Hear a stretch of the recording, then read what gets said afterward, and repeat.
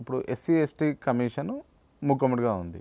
Separate ST commission కావాలని కొన్ని వాదనలు కూడా వినిపిస్తున్నాయి. దీనివల్ల లాభం జరుగుతుందా, ఎస్టీలకు నష్టం జరుగుతుందా? తప్పకుండా జరుగుతుందండి. ఎందుకంటే ఇప్పుడు జనాభా పరంగా చూస్తే గిరిజనులు రాష్ట్రంలో 10% ఉన్నారు. ఓకే.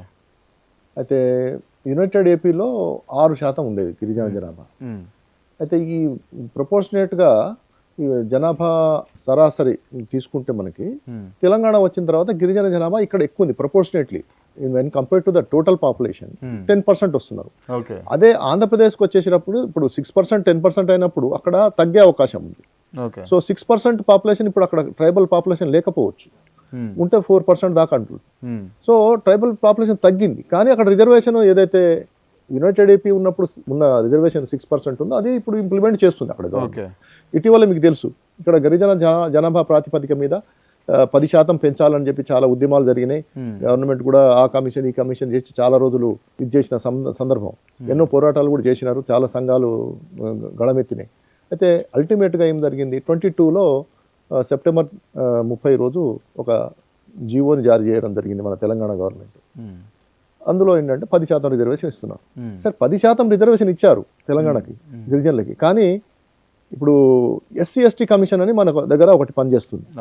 అదొక స్టాట్యుటరీ బాడీ అనమాట. అంటే ఎస్సీలకు కానీ ఎస్టీలకు కానీ ఏదైనా అన్యాయం జరిగితే కమిషన్ని ఎవరైనా కూడా ఆ పిటిషన్ వేస్తే కమిషన్ ఎంక్వైరీ చేస్తుంది, చేసి తగిన చర్యలు కానీ స్టాట్యుటరీ పవర్స్ కూడా ఉంటాయి స్టేట్ ఎస్టీ కమిషన్.